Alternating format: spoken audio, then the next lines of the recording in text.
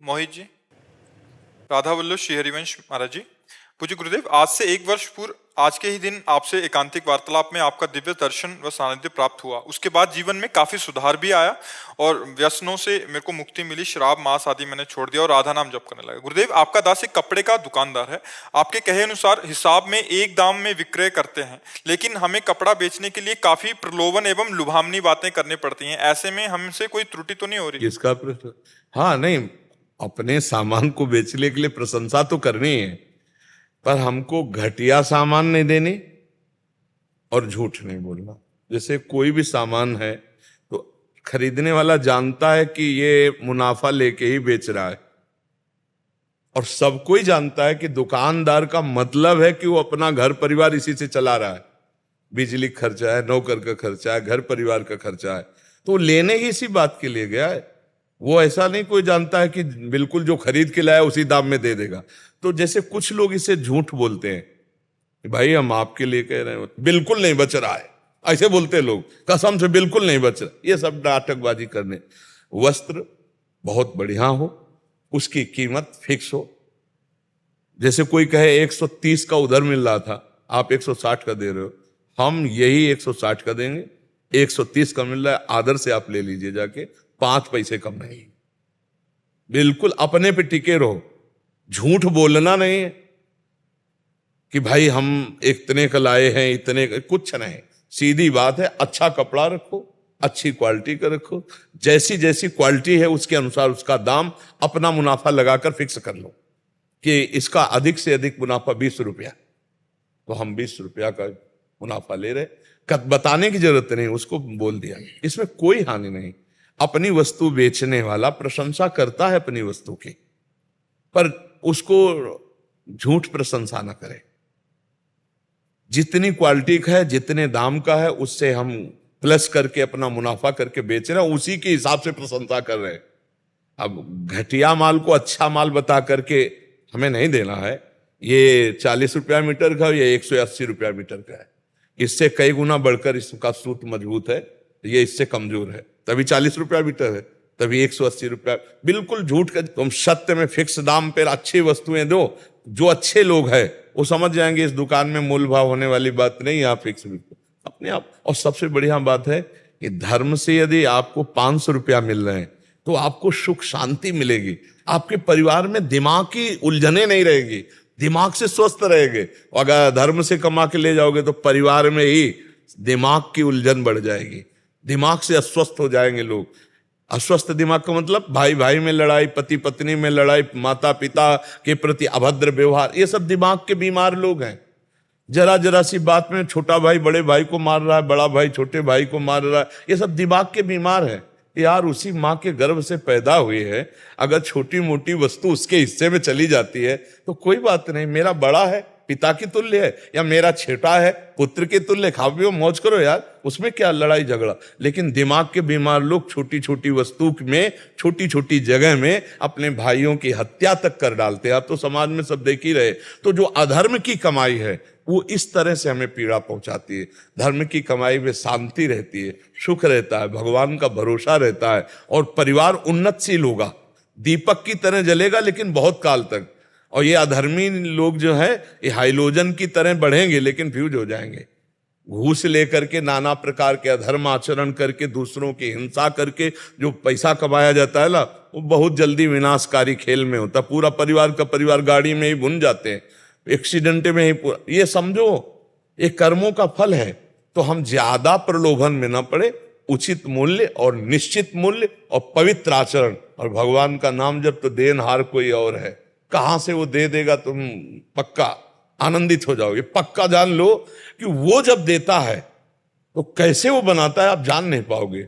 और लाखों कमाई जो है वो बीमारी में ही चली जाती है, वो टेंशने में चली जाती है। सब व्यवस्था है और बैर विरोध अशांति, अगर पति पत्नी में ही अशांति है, अब क्या जीवन, क्या जीवन है।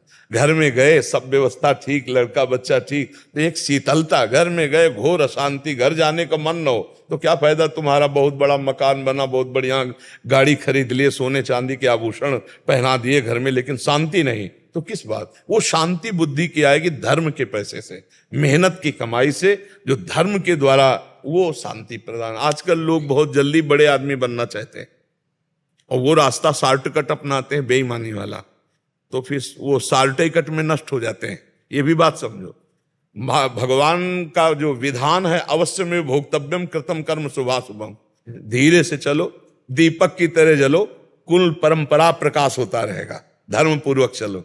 और अधर्म से चलने पे शांति नहीं है।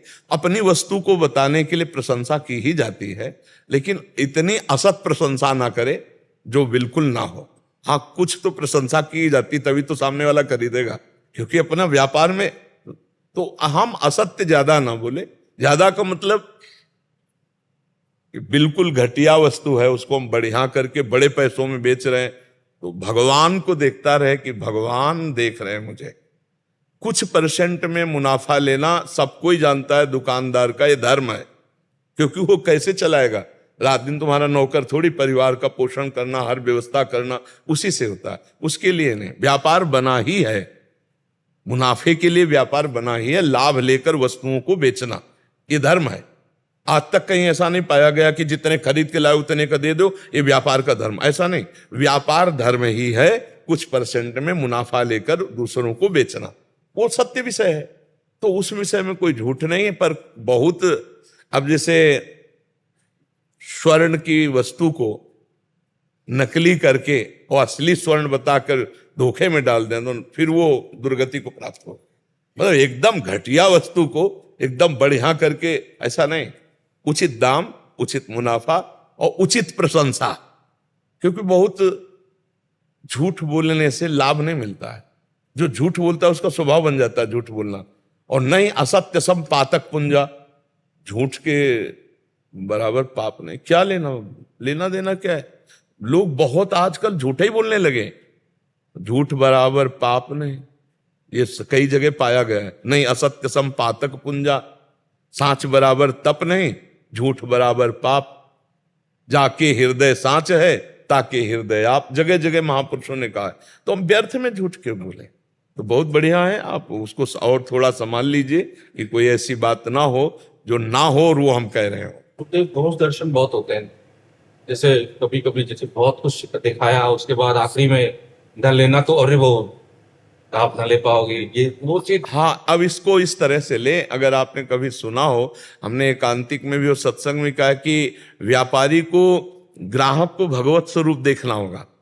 मेरे भगवान आए, तो अगर थोड़ी देर वो आपसे सब देखा हो, इसके बाद चल दिया, और अगर आप ये माने कि मेरे प्रभु इतनी सेवा ले ली, चवन्नी का मुनाफा तो दिया, नहीं तो मुनाफा देने वाले तो आप, वो सेवा मेरी व्यर्थ नहीं जाएगी, क्योंकि मैंने भगवान मान के आपको ये समय दिया, ये सेवा की, तो आपको आनंद आएगा।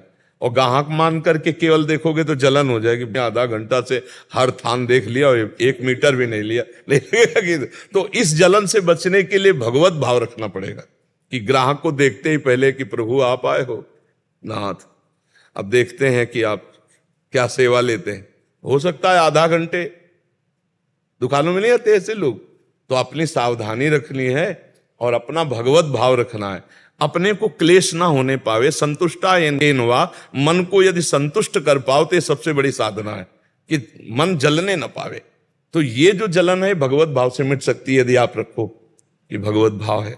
जैसे हम आपसे बात कर रहे हैं तो भगवत भाव से कर रहे हैं, अभी यहां से हटेंगे और एक क्षण में सब डिलीट कर देंगे कि मेरे भगवान इतने इतने रूपों में आए, ऐसी ऐसी बात की, ऐसी, हे भगवान ये सब आपको समर्पित, और खत्म हमारा चिंतन शुरू। अगर व्यक्ति संबंध से चिंतन करें तब आएगा कि वो व्यक्ति अनुकूल बोल रहा था, वो प्रतिकूल बोल रहा था, वो तो बहुत ही दुष्ट था, बहुत ही उद्दंड था, अब फंस गया चिंतन, अब वो जलेगा, अशांत होगा। ये कला सीखनी है। संतों के पास जाते हैं संसार से युद्ध करके जीतने के लिए, काम क्रोध लोभ मोह मद मत्सर। अब ये जैसे वृत्ति है, अब ये कितनी जला सकती है, क्योंकि 10 गांव कैसे आ सकते हैं कि 1 मीटर भी ना खरीदें और आपको 10 बार दिखाना पड़ेगा, फिर आप बैठे जलोगे। नहीं नहीं, प्रभु की ऐसी ही इच्छा है।